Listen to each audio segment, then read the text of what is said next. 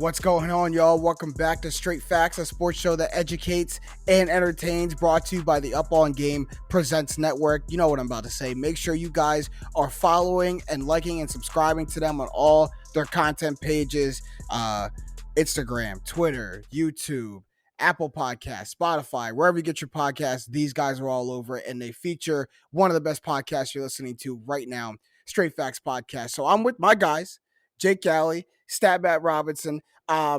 Guys, Stat Matt doesn't get heated often. And right before air, he goes, I have a heated at the buzzer. So if that's not incentive for you guys to listen to the whole pod and wait till the at the buzzer, I'm not sure what is, because I am shaking with the anticipation. I don't know about you, Jake, but I'm just not going to speak for until we hear it. I mean, at 50 minutes, I'm going to just wait here. Like someone get blasted. He's cool, calm, and collected over there. I can't wait for it. But this is the off-season episode 3, right? So, as y'all know, in the off-season, we're putting down the stats, putting down most of the stats and the facts, and joining in those larger, big narrative debates that everyone seems to be loving so much. So the one that we heard throughout this week, and we kind of latched on to, we want to put our own spin on it, is post-draft, post-big wave of NFL free agency. A lot of cards got shuffled in the deck and teams look new. So people wanted to reassess who has the best young core in the NFL. And I think that's a great debate because like we kind of see the next wave coming, right? The Aaron Rodgers and the Tom Brady's and the Drew Breeses are on their way out. And the Josh Allen's, Patrick Mahomes and young company is on the way in. But it's not just about quarterbacks. This is about the entire team on both sides of the ball. And we've identified just 4 teams, not the top 4 teams, but 4 teams that we think have really good young cores to move forward. So why don't we get it started? We'll get it started hot. And that's the Denver Broncos. So we know that the Broncos made that big trade for Russell Wilson. That's not really part of a young core, right? But they're under 26 guys all over. It's pretty great. Starts with Javonte Williams and Jerry Jeudy and KJ Hamler. But then you have Draymond Jones, Bradley Chubb, Patrick Surtain II, Nick Bonito, Albert O, and so many guys going down the list that you start to look at Denver's roster and you say outside of Russell Wilson, they should be good for the next 5 to 10, right?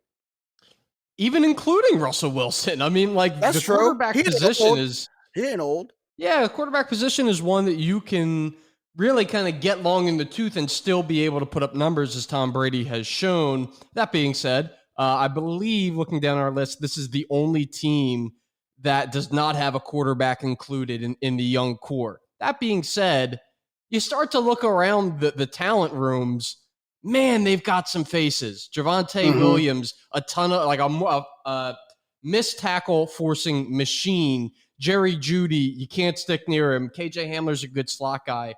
And they've got some young guys on the offensive line too, where and that's just the offensive side of the ball.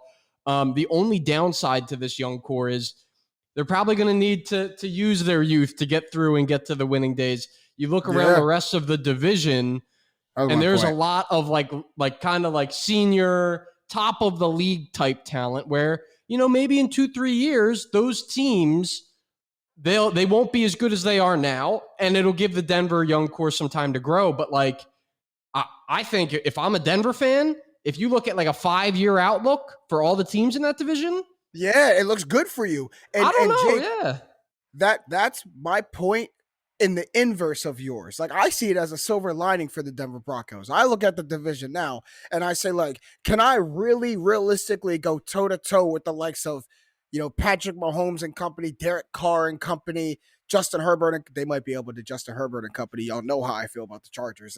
They're no leapfrogging the Broncos right now. But can I really go toe to toe with these star-studded teams right now? Maybe not. But I have youth on my side. Those guys aren't old. Those guys are going to be here to stay. But I'm younger than all of them as a team. So when their stars start to move on, when their core starts to break up and go their separate ways, hopefully that's when the Broncos core is hitting its stride. And what I think the Broncos have going for them that not many teams have when you talk about a young core is it's spread out on both sides of the ball. When you talk about offensive and defensive secondary, I mean, I have a young star at pretty much each skill position. And I don't think many teams can say that out their core. Like they have a really good young quarterback or a really good young receiver, a really good young running back, whatever. The Broncos have it sprinkled everywhere. And they've been a team to me for the past couple of seasons that's like, man, they're just a quarterback away. Like, man, they're just a quarterback away to pull all this young talent together. And now they got it. And like, we'll see. But in terms of just a young core, they're one of the tops of the NFL to me. They were 0-5 last year in one-score games. That's young. That's being a young team. That's one, that's being a young team. That's two, that's not having a quarterback to close. That's true. And that's what Russell Wilson brings to them. So Denver is a good young core. They don't have any, like, of the teams that are coming up, I think there's some really great names. There's nobody I'd say is like a top 3 in their position, arguably, in their young core. But they're a solid young core, and now they have the Hall of Fame quarterback coming in, and let's just say I'm glad the Eagles aren't in the AFC West.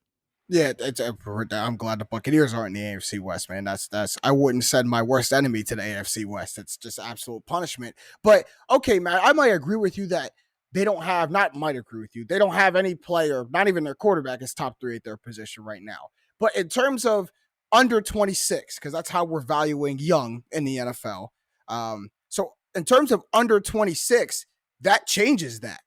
Like under 26 at their position, they may got top 3 all over the place between Javonte Williams, Jerry Jeudy, Patrick Surtain II, Bradley Chubb. Like I'm taking their under 26 core over. Jerry Jeudy's not top 3 in under 26. I guess not, right? Because you got Justin Jefferson, Jamar Chase, right? Okay, well he's in the give him a good, give him a season. Top Brown. Give him a season with Russell Wilson, and we'll see. Because I'm a huge Jerry Jeudy backer. He just hasn't been. I mean, he's got Drew Lock and Teddy Bridgewater throwing him the ball. That's tough. Like that's tough. Really difficult, even when you are open. You're not getting the ball. Where he had a non-quarterback throw the ball at him the whole game. Kendall Hinton, that's another name. Yeah, throw it out there. Crazy.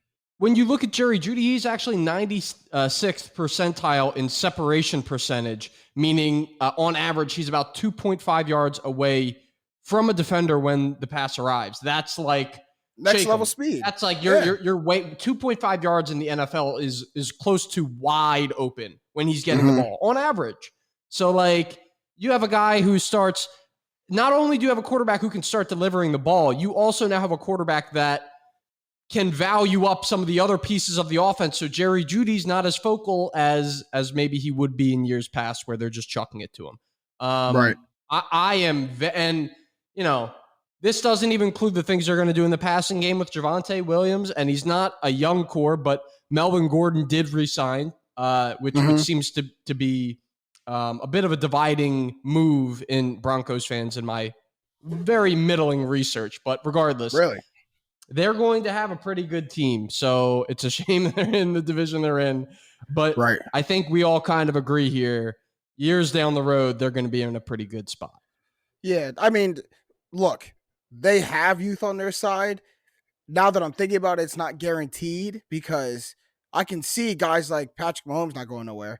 Derek Carr and Devontae Adams, if they hit this year, I could see that not going anywhere. Justin Herbert's not going anywhere. So they better continue on the upward trajectory because the AFC West might be the best division for the next like 5 to 10 years in football. Like it might just be the standard for good divisions. But this is how I want to end every team. This would be a good debate for us. Of this under 26 core, who's the top player? Jake, go ahead. Who's the top player in the Broncos under 26 core? Yeah, we didn't talk much about him, but I think that he plays the most valuable position that we have here, and that's Patrick Surtain. Yeah, you took mine. You took mine. That was like my surprise factor of asking the question, and you took it really right from under me. I'm sharp, man. You got to know who you're dealing with. Some sharks here, because Matt wasn't going to jump on him too. I could see it. No. I'm taking Bradley Chubb. But Jake, go ahead. All right, why you got Patrick Surtain? Probably for the same reasons I do, but why you got Patrick Surtain? I stumbled across this article. Man, his stats from last year, like ridiculous. The next gen stats, are pretty crazy. Like when you look at catch rate allowed below expectation, kind of a goofy stat. Minus 6.1% targeted expected points added, minus 21 0.8%. So now we're really delving into those facts that we like to kind of break down here. But as a whole, passing by 59.9 passer rating allowed, like, this is a guy you set it and forget it type cornerback, and not a ton of them exist in today's NFL. Mhm. He's one of the premier ones. And, you pair him with Justin Simmons, who's also roaming around back there. They've got a very dangerous defensive backfield. Yeah, I mean, outside of Jalen Ramsey, just in my recent memory, I'm not sure I've seen a rookie or second year player come in and their defense just automatically have confidence of like, you're going on the best player and let me worry about the rest of the defense. Like, that's what Patrick Surtain brought to the Broncos, and it brought their defense over the top. We talked about the Broncos defense as a good defense, but they were never a defense that could make up for their lack of offense, never a defense that could win them games. They were just a defense that wasn't going to go up and give up 35 points. And then last season, they became one of the most opportunistic defenses in the league, and a defense that you had to fear. And Patrick Surtain going in that secondary is probably what allowed Matt for you to think Bradley Chubb is the best on their team, because a pass rush is aided by a good secondary and vice versa. So Bradley And Chubb vice versa, is a very controversial take because he doesn't play football. He's always hurt. And he had 12 sacks his rookie year and hasn't had anything since. I think he's just had a bunch of bad luck. I think dealing with Von Miller, his mentor, leaving and getting injured last year was just two things together. I think an all rejuvenated offseason, I can get this together. We have a contending team now. I think he has 14, 15 sacks. I think it's a comeback year for Bradley Chubb. And I think pass rushers are more important than cornerbacks by a smidgen. By a smidgen. But I think when you have a secondary that can work in tandem as well, like, it's very hard to block someone for 4 to 5 seconds. Like, if I can't find anybody open downfield and I have a secondary that allows you to get a pass rush like that, we'll see if Bradley Chubb can get it. But remember the Broncos for a little bit. People are a little hesitant to jump on that horse. You see what I did there? That's a good one. With the Bronco. Thank you. But the Broncos are a very good young core that are going to wreak havoc for years to come. We're moving.